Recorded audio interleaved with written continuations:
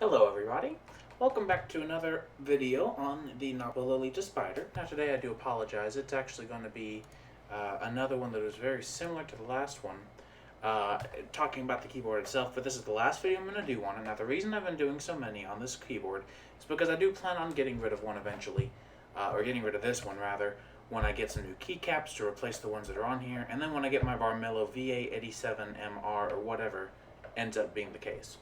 So I thought I would show you guys, I purchased a new microphone today, so I thought I would show you guys the actual sound of the keyboard itself. So I'm going to start off a race on Type Racer, and I've got the blue microphone, my Blue Yeti, right here next to it.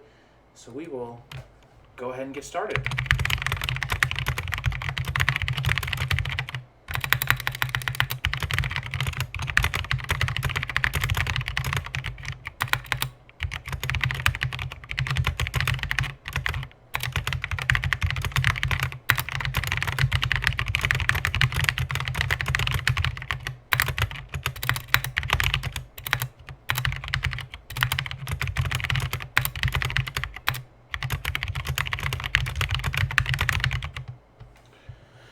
So that one had 91% accuracy and 90 words per minute. I don't care really too much on that, but you know, it's okay. You can probably very clearly hear the chalkiness I'm talking about here.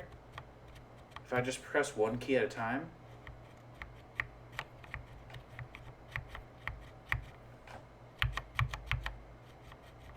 You can hear right there. And granted, in comparison to a Cherry keyboard, this is about average, but I just still thought that this was worth noting, so I did want to go ahead and put that there. I do also want to note, this is definitely 100% for sure the last keyboard on the Noppoo Lolita Spyder.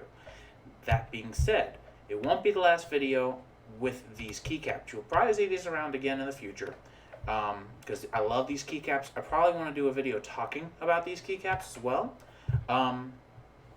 Regardless, though, I do want to do, a video with these keycaps.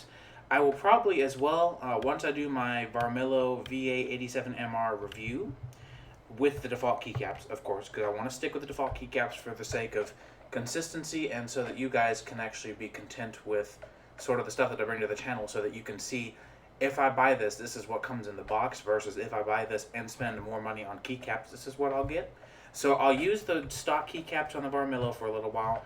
Then I'll move these over. When I move these over, and probably from now on if I move them over, I'll probably do just a simple montage of me just kind of tossing, not even a montage, what's the word I'm looking for, time-lapse. Time-lapse of me moving the old ones to the new ones and taking the old ones from the original keyboard and replacing them on here, probably is what I'll end up doing. So, expect to see that eventually. Again, I was on the second MassDrop for the Varmillo keyboard, so it is not due to ship for another like 24 days. So ouch, but it'll get here when it gets here. I do want to apologize for the lack of videos on the channel. There's not always a lot of content that comes out frequently. That's mostly because of the fact that I work a full-time job, and I have a hard time kind of keeping up with everything.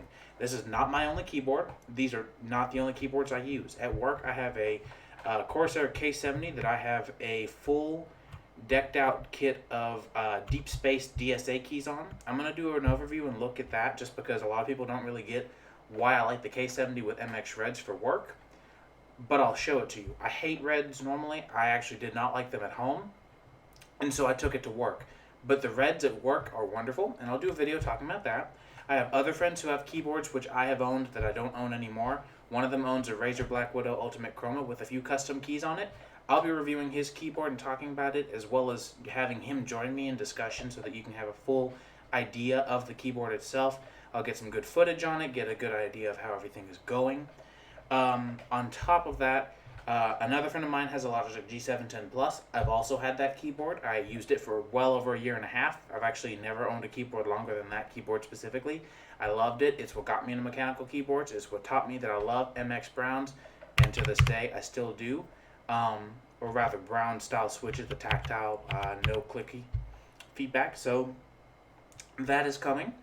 My friend also has a Cherry keyboard at work. I have not used that one, so I'm going to let him do most of the content on that video. It has Cherry MY switches, not MX, but MY. It is beige, retro. We've both taken it apart and cleaned it. We're trying to replace some of the keycaps on it because several of them have broken stems on them. Not the switches have broken stems, but the actual keycap has a broken post on a few of them. So we're trying to get those replaced or see what we can do.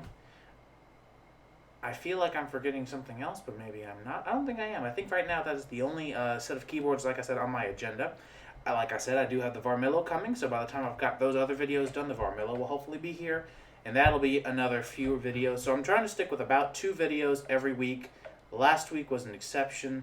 I didn't make a single video. I feel terrible about it. I was just swamped at work. My uncle passed away last week, so I actually had to help him, or help the family with that. I had a lot that I had to kind of get over with that. So, enough is enough with the personal story. No more excuses. Videos are back to 2 times a week, hopefully. And stay tuned. So I hope you guys enjoyed, and thank you guys for watching, as always.